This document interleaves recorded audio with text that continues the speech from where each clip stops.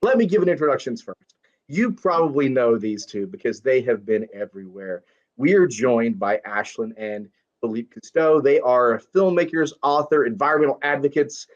You've seen them on Entertainment Tonight. You have seen them on Shark Week, Nuclear Sharks. Loved that one. You've seen them on the Caribbean Pirate Treasure, Awesome Planet, Oceans, all of those things. And they are here to talk about both of their books. Going Blue, a teen guide to saving our oceans, lakes, rivers, and wetlands, and also Oceans for Dummies. Is that correct? Yes, that is correct. Yes, indeed. That was a mouthful. We try to make it hard. No, this is so easy. It's so wonderful to talk to you. Because let me first start with this. My first question is this. In Going Blue, Philippe, you talk about how water is everywhere. Or is it? You talk about how water is so important, but it's become big business. So I want to start there. Can you talk about that? Yeah, so Going Blue is really a response to what we see with young people around the world through my work, through my nonprofit Earth Echo International, that young people are concerned about water issues. Certainly the global water crisis is an issue that affects all of us. And we open the book helping young people understand it and frame the crisis. Because one of the questions we like to ask young and old alike, when you wake up in the morning, what is the first way that you interact with water? And a lot of people will say, oh, I drink water or I brush my teeth. And it's like, well, actually, when you put on your clothes, and you change out of your pajamas, you put on some clothes, you say you put on a cotton t-shirt or jeans, those products consume thousands of gallons of water, right? Enough water, I was reading recently, a pair of jeans is enough water to feed a human being or to quench the thirst of a human being for up to 2 years. So we're interacting with water with the clothes that we wear. When you eat an apple, we're talking hundreds of gallons of water for one single apple. So, the food that you eat, the clothes that you wear, everything you're interacting with requires or required water to get to you. And so that's really the basis that we're trying to establish with the book, is reminding people how connected we are to water every moment of every day. Well, you two have been out there. You're probably closer to the ocean than most of us. What kind of damage have you two seen? I mean, what's going on with our lakes and rivers and oceans?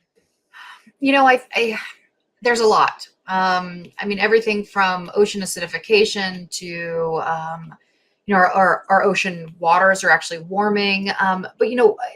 To the pollution, and that includes plastic pollution, but also urban pollution and runoff from fertilizers and from our streets and overfishing. The list goes on. There's a lot of bad news. And what we really like to try to remind people is the hopefulness, and that our ocean, if we can give it a chance, has an amazing and incredible ability to renew itself. Because we don't want to sustain the ocean as it is now. We want to let it regenerate to the way that it was before.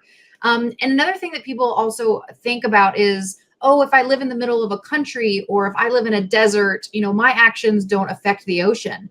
And that is just not true. Really, everything that we do affects the ocean.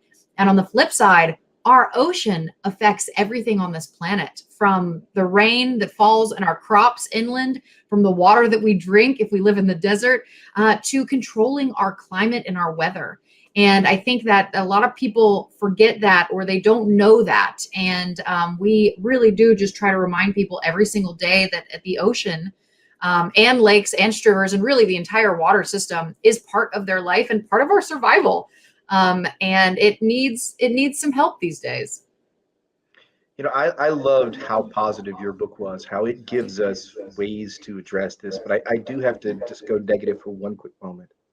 I live in Huntington Beach. I live right off of Talbot Wetlands, and everyone's obviously aware of what just happened. I just would love to have your reactions of what you saw with this, what we can do about this, why wetlands are so important. Well, both Ashlan and I went down and we're investigating the oil spill a few weeks ago. It's a tragedy. It's a foreseeable tragedy. There's an old saying, it's not if you're going to have an oil spill, it's when.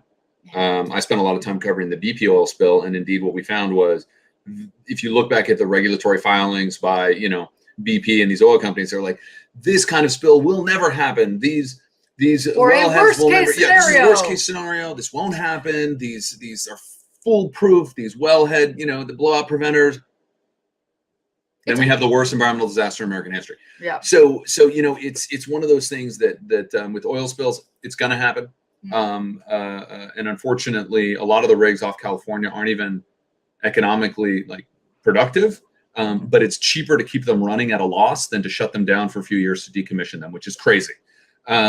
So particularly with the wetlands, what's so scary about that, and we saw this with Louisiana and the BP oil spill, is once that oil gets into that soil and kills the plants and particularly the roots of the grasses that hold that soil together, then you have erosion, and then that wetland goes away, never to come back. It doesn't grow more, right? So it's very, very invasive, very dangerous and detrimental to the health of wetlands, which of course are nurseries for fish, birds, all sorts of wildlife. And most of the coast of Southern California, the entire state, was one continuous wetland. I mean, all the way down. God, you look at the entire Port of Long Beach was a massive wetland, and 100 years ago, everybody thought, "Ooh, it's smelly, it's gross, let's just get rid of it." Massive wetlands in Los Angeles, all along the coast. Millions of migrating birds, was habitat for fish, so the fisheries along here were much richer.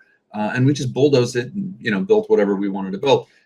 So already we've destroyed the wetlands along the coast. So whatever little bit we have left, we need to protect. And oil spills are a very insidious danger to wetlands.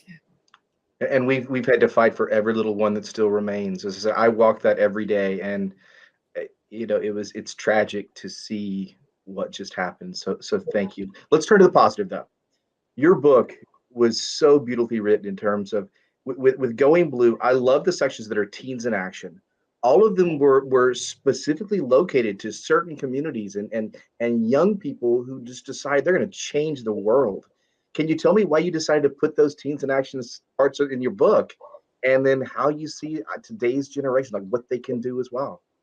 Yeah. So, we found over the years that it's very, very important in all of our youth education work to be able to model behavior. It's much easier to look at something and see what other young people have done and then be like, oh, wow, I didn't think of that, but I could do that myself.